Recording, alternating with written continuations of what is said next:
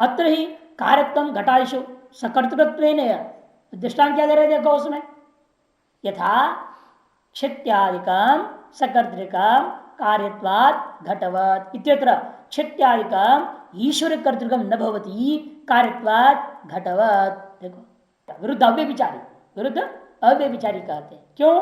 क्योंकि क्षित्यादिकम सकर्तृकम कार्यत्वात् घटवत्, उसी में क्या कर दिया, क्षित्यादिकम सकर्तृकत्व का ही विशेष कौन है, ईश्वर, ईश्वर भी करता, उसको खंडन कर दिया, ईश्वर कर्तृकम न भवति, उसका भाव मैंने सीधे सीधे कर्तृत्व भाव सिद्ध नहीं कर रहा है, सीधे ही साध्य भाव को सिद्ध नहीं कर रहे हैं हम। साध्य क्या था, सकर्तृत्व रूपी सामान्यता थी, लेकिन निषेध किसको कर रहा है, भाव को हम कर्तृ विशेष कौन, ईश्वर कर्तृत्व, उसको निषेध कर रहे हैं हम। ईश्वर कर्तृत्व न भवति कार्यत्वात् घटवदिति, वही हेतु है ना, हेतु भी वही, दृष्टांत वही है। अत्र ही कार्यत्म घटादिशो सकर्तृत्वेन इव ईश्वर कर्तृत्व अभावेनापि अव्यभिचारितम, क्योंकि कार्यत्व तो घटादियों में कैसे है, अव्यभिचारी है। सकर्तृकत्व भी है घट में, और ईश्वर अकर्तृकत्व को भी सिद्ध करता वही हेतु। घटो ईश्वर अकर्तृक, घट क्या है, ईश्वर कर्तृक नहीं है, कार्यत्वात्, और घटो किंचित सकर्तृक कार्यत्वात्, ये भी हो सकता है। कार्यत्व हेतु का सकर्तृक साथ में भी विचार नहीं है, ईश्वर अकर्तृकत्व के साथ भी विचार नहीं है, इसलिए इसको क्या कहेंगे, अव्यभिचारी है। किंतु ये कर क्या रहा है, साध्य विशेष का विरोध कर रहा है, इसलिए इसको हम क्या कहेंगे, विरुद्ध भी है। ये विरुद्ध होता हुआ अव्यभिचारी होने से उसका नाम क्या रख दिया, विरुद्ध अव्यभिचारी नाम रख दिया। इसे कहते देखो कि ये जो कार्यत्व कैसा है, घटादियों में जिस प्रकार से सकर्तृकत्व को सिद्ध करने में सक्षम है, सकर्तृकत्व है ना, इव सकर्तृ के साथ घटादि में कार्यत्व तो जैसे अव्यभिचारी है, ठीक उसी प्रकार से उसी घटादियों में वही कार्यत्व हेतु ईश्वर कर्तृत्व भाव के साथ में भी अव्यभिचारी है। ईश्वर कर्तृत्व भावश्च सकर्तृत्व मुखेन ईश्वरम साधिताम तेषाम विरुद्धेव, लेकिन साथ साथ अव्यभिचारी होता हुआ भी विरुद्ध भी है वो। कैसे? क्योंकि सकर्तृकत्व रूपी साध्य के माध्यम से जो लोग ईश्वर को सिद्ध करना चाहते थे उसके विरुद्ध आप क्या कर रहे हैं, ईश्वर अकर्तृत्व सिद्ध करके नहीं कर रहे हैं, इसलिए विरुद्ध हेतु भी है ये। ईश्वर कर्तृकत्व भावश्च सकर्तृकत्व मुखेन, सकर्तृकत्व रूपी आधार बना करके जो लोग ईश्वरम साधयता, ईश्वर को सिद्ध करना चाहते थे, साधने वाले उन लोगों के दृष्टिकोण, तेषाम के उनके दृष्टिकोण में ईश्वर कर्तृत्व का भाव को सिद्ध कर दिया ना आपने, इसे क्या हुआ, विरुद्ध एव इति, इसलिए विरुद्ध अविचारितम कार्यत्वस्य, कार्यत्व हेतु के अंदर विरुद्ध अविचारित नाम का एक पृथक हेतुवास मानना पड़ेगा। ये भी अवान्तर जाती है, उन्हीं में जा रहा है, विरुद्ध में ही एक और नया विभाग कर दो, क्योंकि दो थे ना, स्वरूप विरुद्ध, विशेष विरुद्ध और एक विरुद्ध अव्यभिचारी, तीसरा उसी में अंतर्भाव कर दो, पृथक हेतुवास तभी नहीं मानना। एवं परोदितैरेव पक्ष हेतु निदर्शन ही विरुद्ध साधने अस्माकं विरुद्ध व्यभिचारिता। इस प्रकार तार्किक आदि प्रयुक्त पक्ष हेतु और दृष्टांतों के द्वारा विरुद्ध साधने विरुद्धार्थ की सिद्धि अस्माकं विरुद्ध अव्यभिचारिता, विरुद्धार्थ की जो सिद्धि वक्षित होने पर हमारे मत में वो क्या हो जाता है, विरुद्ध अव्यभिचारी हो जाता है, सत प्रतिपक्ष नहीं माना जाता है। यदि वो लोग क्या कर रहे हैं, उनके ही पक्ष हमने ले रहा हूं, उनका ही साध्य, उनके हेतु, उनके दृष्टांत सब उनका लिया और हमने क्या सिद्ध कर दिया, उसको आपने नामकरण दिया, सत्य प्रत्यक्ष करके पृथक हेतुवास मानना चाहते थे, हमने खंडन करके कहा आपका वो सारा का सारा चीज हमारा विरुद्ध में अंतर्भाव हो जाएगा, अथवा अनेकांतिक में अंतर्भाव हो जाएगा, अथवा बाधित विशेषण में अंतर्भाव। इसीलिए किसी भी हालत में हमें सत प्रतिपक्षों को अलग कोई हेतुभास मानने की जरूरत नहीं है, स्थापित हो गया है। परोदितैरेव, इसे क्या करें, पर माने न्यायिक, उनके द्वारा कथित जो पक्ष हेतु दृष्टांतों के द्वारा जो विरुद्ध साधने साध्य साध्य भाव को सिद्ध करने में जो उन्होंने प्रस्तुत किया था, उन्हीं को लेकर के हमने क्या कहा, वो विरुद्ध व्यभिचारी कोटि में उसको ले लेंगे। सर्वसत प्रतिपक्षाणाम विरुद्ध विचारिताम कदाचित ऊचुर आचार्य न तो अमुष्यैव केवलं चिदानंदेन तु व्यक्तम अयमेव तथोच्यते यथा तथास्तु नामैतत् नाभासांतरमत्र नः। इसीलिए कुमारिल भट्ट ने तो सारे सती प्रतिपक्षों को एक ही में ले लिया विरुद्ध विचारिता। बल्कि हमने तो क्या किया, कुछ सत्य प्रतिपक्ष को बात विशेषण में ले रहा हूं, कुछ को संदिग्ध अनेकांतिक में ले रहा हूं, कुछ को विरुद्ध विचारी में डाल दे रहा हूं। लेकिन हमारे जो दादा गुरु कुमार भट्ट वो क्या कर रहे हैं, सर्वसत्य प्रतिपक्षाना विरुद्ध अव्यभिचारिता माहु कदाचित ऊंचू आचार्य न तो अमुष्यैव केवलम, केवल इस एक को नहीं किंतु सकल सत्य प्रतिपक्षों को उन्होंने ऐसे कह दिया। लेकिन चिदानंद पंडित जिनके आधार पर मैं मानव बना रहा हूं, मूल स्रोत तो कुमार भट्ट है, लेकिन सीधे साक्षात इसका स्रोत कौन है, चिदानंद पंडित का नीति तत्व आविर्भाव। उन्होंने जो है चिदानंद ने तो व्यक्तम अयमेव उन्हें स्पष्ट कहा है, बस ये जो दृष्टांत है ईश्वर कर्तृत्व भाव का जो इन्होंने अनुमान अंत में दिखाया, इसको उन्होंने विरुद्ध विचारता में ले लिया और बाकी को बाधित विशेषण में अथवा अनेकांतिक में ले लिया। अयमेव तथा उच्यते यथा तथास्तु, चाहे आचार्य के अनुसार हो चाहे चिदानंद के अनुसार हो, लेकिन निश्चय तो ये हुआ नाम एतत् यथा तथास्तु नाम, जैसे तैसा हो गए वो कोई बात नहीं, लेकिन इतना तो पक्का है एतन नाभासंतर मत्र न, हमारे मीमांसा दर्शन में यह बात स्वीकार नहीं है कि सत प्रतिपक्ष को पृथक हेतुवास मानना। ये तो सभी को स्वीकार, चाहे कुमार भट्ट हो चाहे चिदानंद पंडित हो, सभी ने, चाहे किसी में अंतर्भाव कर दो, इन अंतर्भाव तो सभी ने कर दिया है। इसलिए मीमांसा दृष्टिकोण में स्पष्ट है कि सत प्रतिपक्ष कोई पृथक हेतुवास नहीं है। तत्सिद्धम बाहित विशेषण अनेकांतिके व अंतर्भूतम सत प्रतिसादर्थम नाम दूषणम। इसलिए बात सिद्ध हो गया, बाहित विशेषण कोटि में ले लो चाहे अनेकांतिक कोटि में ले लो, या अंत्य बताए चीज को विरुद्ध विचारी मान लो, है ये किसी न किसी दूषित हेतु तो है, इसमें कोई संशय नहीं है। अब आइए भासर्वज्ञ जो कहा था उसको ले लो, प्रकरण सम के बारे में। अनिर्देशित को ले रहे अभी अनिर्देशक के बारे में चर्चा नहीं हो रहा है, अभी सत्प्रतिपक्ष के बारे में ही जो भासर्वज्ञकार ने कहा था न्यायभूषणकार, उसको लेकर बोलेंगे। भासर्वज्ञस्तु स्वपक्ष परपक्ष सिद्धवपि त्रिरूपो हेतु हो प्रकरण सम इत्युक्त्वा। मैंने कहा ये हेतु सत्प्रतिपक्ष तीन रूप धारण करने वाला विलक्षण हेतु होता है, त्रिरूपो हेतु सत्प्रतिपक्ष से उन्होंने कह दिया। क्यों? सपक्ष परपक्ष सिद्धोवपि, सपक्ष और परपक्ष में सिद्ध होने पर भी त्रिरूपो हेतु, त्रिरूप वाला हेतु है जो उसको प्रकरण सम कहते हैं, ऐसा उन्होंने कह दिया। तत्र दुर्लभ लब्धम एक उदाहरण दर्शेति, ऐसा एक उदाहरण दे रहे हैं जो अत्यंत दुर्लभ लब्ध है। कैसे कपोल कल्पना किया पागल ने भगवान का, अप्रसिद्ध अनुमान, कहीं भी चिंतामणिकार कोई भी दिमाग, किसी के भी दिमाग में ऐसे अनुमान नहीं आया।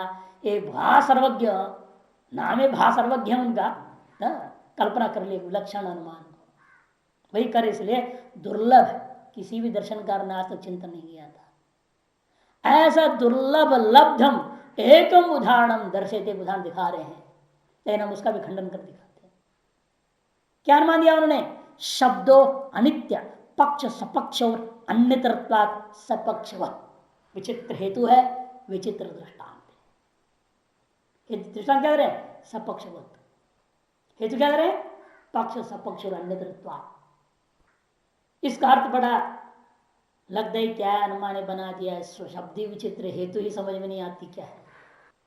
शब्दों अनित्य पक्ष सपक्ष और अन्यतरत्वात् सपक्षवत्, और वहां सत्प्रश्न अनुमान क्या कर रहे हैं? अत्र ही शब्दों नित्य, शब्दों नित्य और हेतु वही देना, सपक्ष पक्ष सपक्ष और अन्यतरत्वात्। हेतु क्या दिया? सब पक्ष सपक्ष और वही हेतु दे दिया है विपरीत साध्य को सिद्ध करने के लिए। इति विभक्तुम शक्यम इति तदिदम युक्तम।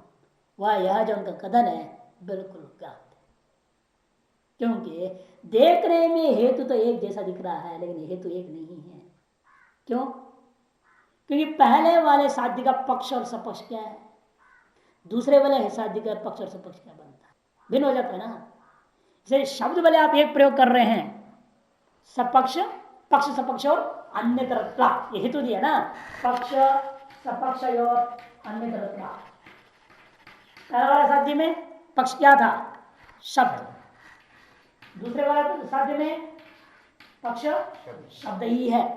इन पहले वाले साध्य का सपक्ष क्या होगा, अनित्यत्व का घट, ले लो, और दूसरे वाले का आकाश। अतः हेतु भिन्न होगा कि नहीं हो गया? पहले वाला हेतु क्या होगा, शब्द घट अन्यतरत्व, ये अर्थ हो जाएगा। पक्ष सपक्ष अन्यतरत्व कर क्या होगा, पहला अनुमान में शब्द घट अन्यतरत्व हो जाएगा, दूसरे अनुमान में शब्द गगन अन्यतरत्व हो जाएगा। भिन्न हो गया कि नहीं हो गया हेतु? जैसे चालाक बन रहे हैं वो शब्द प्रयोग करके, अर्थ में जाओगे तो बहुत फर्क है। जैसे अन्य सत्य प्रतिपक्ष है वैसे भी सत्य प्रतिपक्ष है, भिन्न भिन्न हेतु हो गया ना, प्रतिहित हो गया कि नहीं। जब वहां पर हमने क्या सीधे से दो हेतु देते थे, शब्दों नित्य श्रावणत्वात्, शब्दों अनित्य कृतत्वात्, शब्द भिन्न थी, श्रावणत्व और कृतत्व दो भिन्न हेतु था। और यहां आपने चालक क्या कर दिया, एक शब्दावली प्रयोग कर दिया, पक्ष सपक्ष अन्यतरत्वात्। इन वाक्य में जब उनका अर्थ को लेता हूं तो दोनों हेतु का स्वरूप भिन्न हो गया। यहाँ पर शब्द घट अन्यतरत्वात् हो रहा है, यहाँ शब्द आकाश अन्यतरत्वात् हो रहा है, भिन्न तो हो गया कि नहीं हो गया? ये भी उनके जैसे ही है, कोई नई बात नहीं है। और देखने में लगता है ऐसी कल्पना कर लिया उन्होंने, आज सुन के डर जाए, ये क्या बोल दिया इन्होंने, कैसा अनुमान टपका दिया। ठगू हैं ये सब, बड़े खोपड़ी वाले होते हैं ना, अगले को परास्त करने के लिए चाल चलते हैं ये सब। जैसे कहने वो तेनालीराम कृष्णा की कहानी में आता है, एक बार शास्त्रार्थ में ऐसे पंडित आ गया, कुछ भी कोई बोले सब खंडन कर देता। अब क्या करे, तेनालीराम कृष्णा ने क्या किया, उन्होंने कहा कि ऐसे तो चलेगा नहीं। इसने एक मूर्ख पंडित को पकड़ा, अनपढ़, संस्कृत जानता भी नहीं, उसको पकड़ लिया। पकड़ के उसको ऐसे ही घास फूस को इकट्ठा कर ली, घास को, और पुस्तक जैसे बना दिया, उसको वो बांध दिया, लपेट बढ़िया कपड़े, वेस्टर्न बना दिया, एक शास्त्र जैसे दिखाई दे बाहर से, और ले और उसको बोला, तो बोलना नहीं कुछ, मैं बोलूँगा, जो इस शास्त्र का ज्ञाता है वही ज्ञानी है, तुम चुप रहना। और इस शास्त्र ज्ञाता यही है और कोई नहीं संसार में, और शास्त्र का नामकरण मैं कर देता हूँ, तुम चुप रहोगे। ठीक है, मूर्ख पंडित को लेकर सब पढ़ा पढ़ा समझा बुझा कर ले गया, जस्ट बना करके पंडित का वेश बना कर ले गया। वो ग्वाल बाल था, वो घास तो जानता ही है ना, घासों को पहचानता हो, वो 10-20 प्रकार घास में डाल दी थी, घास शास्त्र था वो।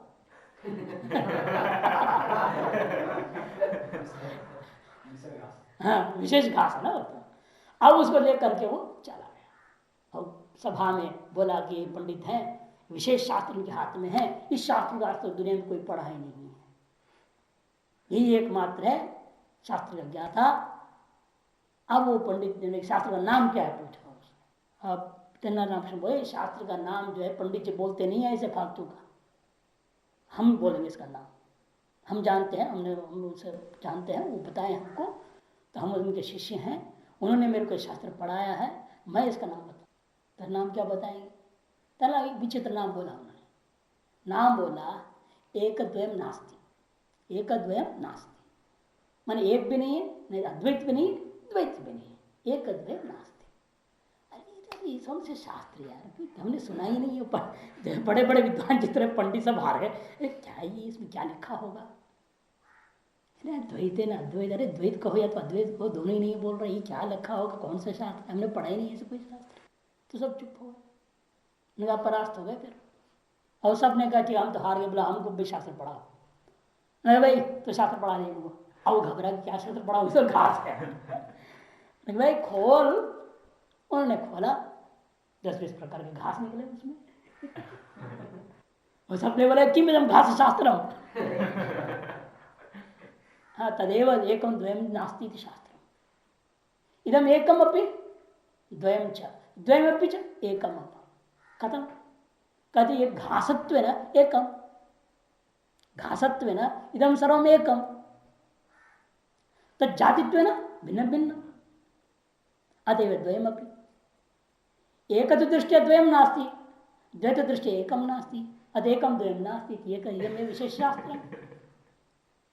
पंडितों के अपना खोपड़ी खेल है, कौन जाने उसको अर्थ को। जैसे कालिदास ने बोला वो बोली यूं तो यूं बोले यूं, वो कही अद्वैत एक तेरे दोनों आंख फोड़ दूंगा, अपना अर्थ ही ले लिया। बोले तुम्हारा एक आंख फोड़ूंगा बोल रही है वो, उसने अर्थ लिया ना, मूर्ख था ही वो कालिदास। एक आंख फोड़ेगी तो मैं तेरा दोनों आंख फोड़ दूंगा। अब वो बेचारी पंडित नहीं थी, विद्वान थी, वो सोचे मैं अद्वैत बोल रहा हूँ तो द्वैत क्या रहा है, द्वैत क्या है? वो अपने अर्थ ले रही है, शास्त्र चल रहा है, गूंगापने का। जैसे हम भी मौन में यूं करते हैं तो आप अपने में कल्पना करते हैं ना। शास्त्रार्थ में यही होता है कि स्फूर्ति, कल्पना शक्ति, प्रतिभा शक्ति है बहुत जरूरी। अभी ने प्रयोग कर दिया पक्ष सपक्ष अनितरत्वात्, अभी तो सुन के घबरा जाए आदमी, पक्ष सपक्ष अनितर क्या होता है भाई, ये क्या नया हेतु लाया, कहां से लाया इसने। अब अर्थ कुछ नहीं है, शब्द घट अनितरत्वात् और शब्द आकाश अनितरत्वात्, देखने में दोनों हेतु एक जैसे, शब्द एक है, अर्थ भाषण का वही कर नित्य शब्द सादृश्यम एवात्र करे ना साफ साफ। तैदम अयुक्तम, क्यों, यह कलो पक्ष सपक्ष और अनित्यत्वात् इत्यस्य अनित्यत्व साध्य। इस इन अनुमानों में पक्ष और सपक्ष अनित्यत्व हेतु का व्याख्या क्या होगी, अनित्यत्व रूपी साध्य के दृष्टिकोण में इस हेतु का व्याख्या होगा शब्द घटी और अनित्यता। नित्यत्व तो और नित्यत्व को साध्य करना हो तो शब्द आकाश और अनित्यता। अतः कथम एक हेतु पक्ष द्वये भी, इसे एक हेतु पक्ष द्वय में ये कहां से तुम बोल रहे हो, समाना इति कथम उच्यते, ऐसे कैसे कह रहे हो तुम। शब्द सादृश्यम एवात्र विदिते अर्थस्तु भिद्यते तस्मात् विरुद्ध धर्माभ्याम व्याप्तिर्नैकस संभवेत्। शब्द का सादृश्य मात्र, शब्द का सादृश्य अर्थस्तु भिद्यते, अर्थ साफ भिन्न है, शब्द घट अनितरत्वात् और शब्द आकाश अनितरत्वात् है, अत्यंत भिन्न हो गया। तस्मात् विरुद्ध धर्माभ्याम व्याप्तिर्नैकस संभवेत्, इसे विरुद्ध धर्मों को लेकर के एक का व्याप्ति, एकस्य व्याप्ति, एक व्याप्ति तो बिल्कुल संभव नहीं है। वरदाचार्य भी इसको लिए हैं, नीचे दे रहे हैं वो सब। तैदम तावद असंभवी लक्षण नहीं एकस्य हेतु उभयत्रापि त्रैरूप्यम संभवती। एक ही हेतु को दोनों जो घटाता हुआ त्रैरूप्यता संभव नहीं है। नित्यत्व साध्य गगनम सपक्षा इतरत्र तदैव विपक्ष। क्यों, वही दूसरा क्या हो जाए, दूसरी जगह वो विपक्ष हो जाता है। जो एक में सपक्ष है तो दूसरे विपक्ष हो गया, क्योंकि यहाँ जो घट है सपक्ष है ना, वही क्या हो जाता है, नित्यत्व के दृष्टिकोण में विपक्ष हो गया। और यहाँ जो सपक्ष आकाश है अनित्य साध्य के दृष्टिकोण में वही विपक्ष हो जाता है। न तो एक ही हेतु तो सपक्ष तत्र वर्तते, इसलिए एक ही हेतु तो दोनों सपक्षों में है, ऐसी बात नहीं है। विपक्षात चतुर्द्वय वर्तते चैति नहीं संभवती, न संभवती के साथ अन्वय कर देना। पक्ष सपक्ष और अनितरत्व इत्यत्रापि एकदा शब्द आकाश और अनितरत्व इत्यर्थो अन्यदा शब्द घटी और अनितरत्व इत्यर्थः तत् शब्दमात्रम एकम नार्थेति न किंचित। इसलिए यह सत्य प्रत्यक्ष अन्य सत्य प्रत्यक्ष से कोई खास विलक्षणता इसमें नहीं है कि शब्दों का खेल आपने रचा है, अर्थ में कोई आपका देखने स्पष्ट है, भिन्न भिन्नता तो है ही। तब कहते हैं पूर्व पक्षी भाषण कहेंगे महाराज आप विरुद्ध व्यभिचारी भी तो ऐसे ही था। कथम तरी भवान ब्रूते विरुद्ध व्यभिचारिणम सत्यम न साध्यते तत्र साक्षात् साध्य विपर्ययः सकर्तृत्व बदताम इष्टा ईश्वर कर्तृता सैवात्र वार्यते अस्माभिः तेनार्थात् प्रतिकूलता भवास्तु अनित्य नित्यत्वे साक्षादेव विरोधिनी एकेन साधयन्नद्य हासतामेव यास्यति। तब पूर्व पक्षी कहता है कथम तर्री भवान ब्रूते, भाषर्व की बोलने लगते हैं आपने भी तो विरुद्ध अव्यभिचारी माना था हेतु, कृतकत्व हेतु दे करके वह दोनों साथियों के प्रति एक हेतु दिया ना आपने, क्षित्यांकुरादिकम सकर्तृकम कार्यत्वाद, शित्यंकुरादिकम ईश्वर कर्तृकम न भवती कार्यत्वात्, एक ही हेतु दिया, दो को लेकर त्रिरूप्यता आपने बना दी थी। तब कहते नहीं, हमने सीधे साध्य और साध्य भाव को सिद्ध नहीं कर रहा हूं वहां। सकर्तृकम कार्यत्वात् और सकर्तृ अभाव कार्यत्वात् ऐसे बोला क्या मैंने? आप क्या बोल रहे हो? नित्य नित्य भाव अनित्य, सीधे विरोधी बोल रहे हो। हम तो विरोधी बोला ही नहीं सीधे। सकर्तृत्व साध्य विशेष का विरोध बोल रहे हैं। सकर्तृत्व साध्य का विशेष कौन है? कर्ता कौन कौन हो सकता है? ईश्वर हो सकता था, अस्माकम भी हो सकते थे, व्यक्ति विशेष भी हो सकता था। आज साध्य विशेष कम निषेध किया, सीधे साध्य का निषेध हम नहीं कर रहे हैं। इसे हमारी जो दृष्टांत था विरुद्ध विचारी और साध्य विशेष विरोधी था, और आप जो दृष्टांत दे रहे हो साक्षात साध्य विरोधी है। इसलिए हमारा तुम्हारा बहुत अंतर है। वही करे भगवान कथम ब्रूते विरुद्ध विचारिणम, तो सत्यम, बात ठीक कर, लेकिन न साध्यते तत्र साक्षात साध्य पर। हम उन अनुमानों में विरुद्ध विचार दृष्टांत में हमने साक्षात साध्य के अभाव को सिद्ध करने नहीं जा रहा हूं, किंतु कर क्या रहे हो फिर वहां पे? सकर्तृकत्व वदता इष्टा ही ईश्वर कर्तृता। सकर्तृत्व को कथन करने, अनुमान करके कथन करने वालों को इष्ट क्या था? ईश्वर कर्तृकत्व सिद्ध करने इष्ट था। क्योंकि करना क्या चाहते तुम पर हो? पहले सकर्तृकत्व सिद्ध करते हैं, फिर वो सकर्तृकत्व से क्या सिद्ध करना चाहते हैं? वो जो करता ईश्वर सिद्ध करना चाहते हैं, और वो ईश्वर कैसा है? सर्वज्ञ सिद्ध करना चाहते हैं। ये परंपरा ईश्वर सर्वज्ञ, ईश्वर कर्तृकत्व सिद्ध करना उनका दिमाग में बैठा हुआ है ना? तो हम क्या कर रहे हैं? उनकी दिमाग में जो विशेष बात है उसको हम काट रहे हैं, सीधे साध्य के अभाव को सिद्ध हम नहीं कर रहे। सकर्तृ तुम वदताम इष्टा ही ईश्वर कर्तृता सैव अत्र वार्यते अस्माभि तेन अर्थ प्रतिकूलता। इसलिए अर्थतः क्या हो गया? उस साध्य का विपरीत प्रतिकूल हम सिद्ध कर रहे हैं। साक्षात प्रतिकूलता विरोधिता नहीं है, परंपरा विरोधिता आ रहा है। भवांस्तु आप भाषा में क्या कर रहे हैं? शब्दो नित्य शब्दो अनित्य कह करके नित्य नित्यत्व साक्षात विरोधी नहीं। एक न साधन, एक हेतु के द्वारा, क्या हेतु? सपक्ष पक्ष सपक्ष नेत्रत्वात्, इस एक हेतु के द्वारा साक्षात विरोधी बातों को सिद्ध करने की चेष्टा करता हुआ अद्य आज जो है आप हासतम एवं यासते, आप ही दुनिया के मजाक के विषय बन जाओगे। हमारा कुछ नहीं, हम तो बिल्कुल ठीक ठाक अपने यस्तु। अब आइए बाहित विषय अपर पर्याय कालाद्यपदिष्टो नाम हितवास उक्ता। उन्हीं न्यायिकों में अब 5 हितवास माना गया था। क्या?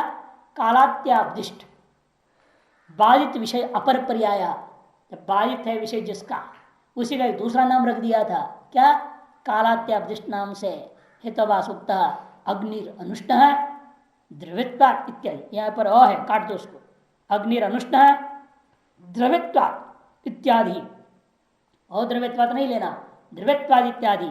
सोपी बाधित विशेषण नाम पक्षाभास एवं, वह भी हमारा बाधित विशेषण नामक पक्षाभास कोटि में चला जाएगा। ननु नो पक्ष दोषान एवान मन्यामहे वयम पक्ष दृष्टांत दोषानाम हिताभासेषु योजना।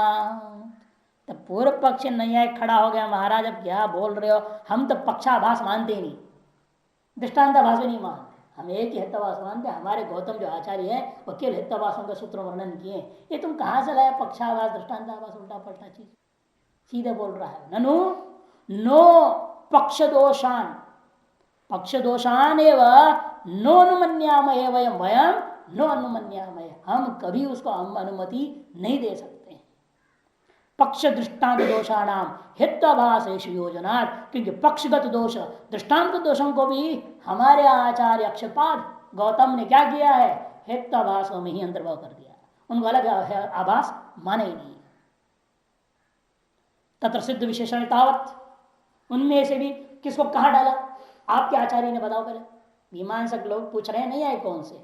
यदि आपका आचार्य अक्षपाद गौतम ने पक्षाभास और दृष्टांताभासों को हेतुभास में अंतर्भाव किया है, तो मुझे समझाओ मेरे पक्षाभास जो हमने बताया, कौन कौन बताया था हमने? सिद्ध विशेषण है ना, और असिद्ध विशेषण, बाधित विशेषण। ये सब बताया था। उनको कौन किसका अंतर्भाव किया समझाओ मैंने। तो वो बोल रहा है तथा सिद्ध विशेषण सिद्ध विशेषणों को पहले का अंतर्भाव किया उन्होंने, कहते पक्ष खलु आश्रयो हेतु और न च निश्चित धर्मवान पक्षत्व भजते तस्माद आश्रया सिद्धि रेवसा। कहते आश्रय सिद्धि में अंतर्भाव कर दिया। सिद्ध विशेषण का मतलब क्या, जिसके साध्य पक्ष में प्रत्यक्ष से ही सिद्ध हो गया है, वह अनुमान करने की जरूरत क्या, उसको हम लोग क्या कहते हैं, सिद्ध साधनता या सिद्ध विशेषणता। उसको आश्रय सिद्ध में हम डाल देंगे। कौन कह रहा है, नहीं आएगा। पक्ष कलु आश्रयो हेतु हो, पक्ष किसको कहते हैं हम, जो हेतु का आश्रय है। न च निश्चित धर्मवान, लेकिन वह निश्चित साध्य वाला नहीं होता। हेतु का आश्रय जरूर है, लेकिन साध्य का भी निश्चय नहीं हुआ, उसका नाम पक्ष है हमारे मत में। वो सभी के मत में वही है। पक्ष तुम भजदे तस्मात् आश्रय सिद्धि रेवसा। इसीलिए, लेकिन जहां निश्चित धर्म हो गया, वो भी पक्ष में ही निश्चय हो रहा है ना। वास्तव में पक्ष उसे कहते हैं जो निश्चित धर्म वाला नहीं है, वो हमारा वास्तविक पक्ष है। और आप करें उस पक्ष में धर्म निश्चय हो चुका है, सिद्ध हो चुका है, अर्थात वो आश्रय असिद्ध है। सिद्ध आश्रय उसे कहते हैं जहां अभी साध्य का निश्चय नहीं है। और असिद्ध आश्रय किसको कहेंगे, जहां साध्य पहले से निश्चय हो जाए। इसीलिए आपका पक्ष में यदि साध्य पहले से प्रसिद्ध हो गया हो तो वह पक्ष कैसा है, वह आश्रय कैसा है, असिद्ध है। इसलिए हम उसको आसिद्ध विशेषणता दोष जो आपका था, उसको हम आश्रय सिद्ध को अंतर्गत अंतर्भाव कर देंगे। तथैव यदि दोष स्याद् अप्रसिद्ध विशेषण तदापि पक्षता नाशाद आश्रय सिद्धिरुच्यताम्।